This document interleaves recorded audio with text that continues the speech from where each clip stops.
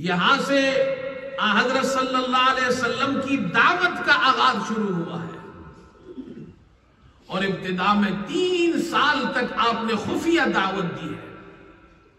سب سے پہلے اپنے گھر سے آغاز فرمایا، حضرت خدیجہ رضی اللہ تعالی عنہ نے اسلام قبول کیا۔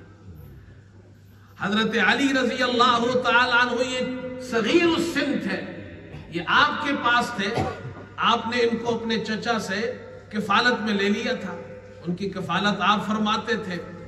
حضرت علی رضی اللہ تعالی عنہ وہ بھی اسلام لے آئے۔ امام ابو حنیفہ رحمت اللہ علیہ سے کسی نے پوچھا کہ سب سے پہلے کون مسلمان ہوا؟ تو امام ابو حنیفہ رحمت اللہ علیہ نے بہت ہی خوبصورت جواب دیا، اور یہ امام صاحب کا کمال ہے۔ میں ہمیشہ یہ کہتا ہوں، یہ ہمارے یہاں بچے ہم سے پڑھتے ہیں، فقہ پڑھتے ہیں، تو میں نے بچوں کو یہ، ہمارے جو سٹوڈنٹس ہیں ان کو میں یہ بتاتا ہوں، امام ابو حنیفہ رحمت اللہ علیہ کا کمال یہ ہے کہ جب وہ کوئی مسئلہ بتاتے ہیں اور اجتہاد کرتے ہیں تو وہ تمام روایات پر غور کرتے ہیں، اس میں تطبیق کرتے ہیں۔ تو امام ابو حنیفہ رحمت اللہ علیہ کا کمال دیکھیے۔ بھئی آپ یہ بھی کہہ سکتے ہیں سب سے پہلے حضرت خدیجہ رضی اللہ تعالی عنہ مسلمان ہوئی، لیکن امام صاحب نے تمام روایات کو سامنے رکھا، فرمایا عورتوں میں سب سے پہلے حضرت خدیجہ مسلمان ہوئی، بچوں میں سب سے پہلے حضرت علی مسلمان ہوئے، آزاد مردوں میں سب سے پہلے ابو بکر رضی اللہ عنہ مسلمان ہوئے، غلاموں میں سب سے پہلے حضرت زید مسلمان ہوئے۔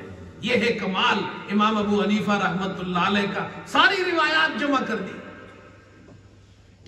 اور پھر ایک بات دیکھیے، حضرت خدیجہ رضی اللہ تعالی عنہ گھر کی خاتون ہے، حضرت علی رضی اللہ عنہ تو صغیر السن ہے۔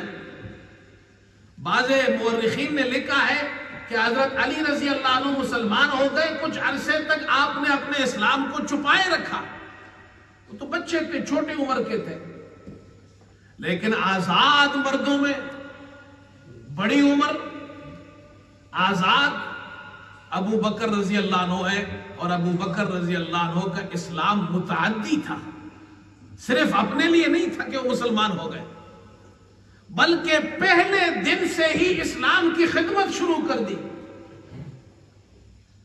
اور ان کے ہاتھ پر حضرت عثمان رضی اللہ عنہ مسلمان ہوئے، عبد الرحمن بن عوف مسلمان ہوئے، طلحہ بن عبید اللہ مسلمان ہوئے، سعد بن ابی وقاص مسلمان ہوئے۔ وہ ان کو لے کر حضور صلی اللہ علیہ وسلم کی خدمت اقدس میں حاضر ہوئے، اللہ کے رسول یہ بھی مسلمان ہو گئے۔ تو آپ کا اسلام متعدی تھا، اسی لیے حضور صلی اللہ علیہ وسلم نے ایک روایت میں یہ ارشاد فرمایا کہ میں نے جس پر بھی اسلام پیش کیا وہ کچھ جھجکا، شروع میں تردد ہوا اسے، سوائے ابو بکر صدیق رضی اللہ عنہ کے، جب میں نے انہیں اسلام پیش کیا بلا کسی تردد کے فوراً اسلام قبول کر لیا۔